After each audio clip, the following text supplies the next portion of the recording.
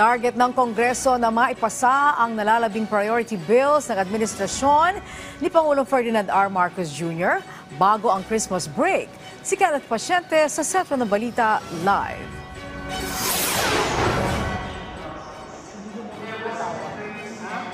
Senado para maipasa nga ang mga priority legislation sa ilalim ng Marcos Jr. administration. Sa isang press con kanina sa Malacanang, ibinahagi ni Senate President Cheese Escudero at House Speaker Martin Romualdez na pipilitin nilang maipasa ang mga nalalabing priority bills bago ang Christmas break. Kung saan sa ngayon, Angelique, ay 5 na lang daw ang natitira sa Senado habang 2 naman sa Kamara.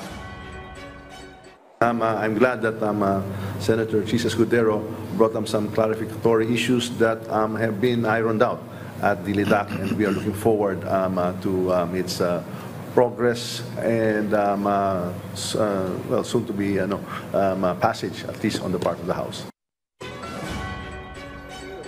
Isa rin sa tututukan ngayon ng Kongreso, Angelique, ang 2025 budget na ayon kay Romualdez ay kanilang papaspasan ng pagpasa ngayong gabi matapos i-certify as urgent ni Pangulong Marcos Jr.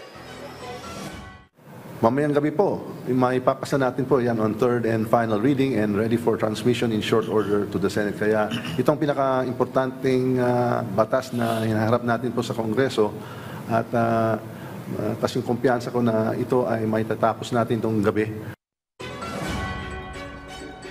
Tiniyak naman ng Senado na maipapasa ito sa tamang oras sa kabila ng mga kabilaang hearing sa Senado. Katunayan, Angelique, may kasunduan na raw ang Senado at PICC para magsagawa ng ilang pagdinig doon. It has always been passed by the Senate in time before we go on recess.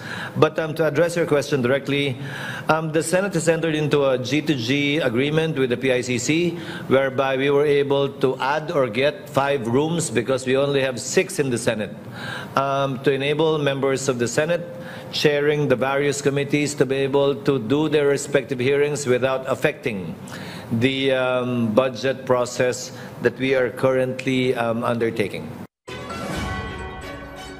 Kaugnay naman ang issue ng pagdinig sa budget ng Office of the Vice President, magkakaroon daw ng konsensus sa mga kongresista kung ano ang dapat at tamang maging aksyon dito, lalo na sa hiling ng marami sa mga ito na mag-resign na lang si VP Sara sa pwesto dahil makailang ulit na itong inisnab sa budget deliberation. Well, lahat ng mga congressman may ideas, meron silang opinion. But before tonight's end, we will come to a resolution, and that will be the act of the plenary.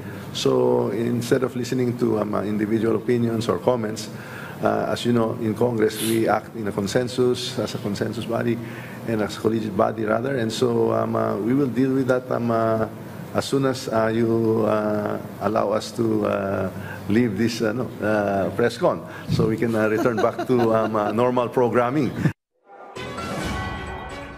Angelique, tiwala ang Senado at ang Kamara na mapipirmahan ni Pangulong Ferdinand R. Marcos Jr. ang 2025 proposed national budget bago ang Pasko para nga mapondohan itong mga programa para sa ikabubuti at para maibigay yung mga serbisyong dapat sa ating mga kababayan. Angelique. Alright, maraming salamat sa iyo, Kenneth Pasyente.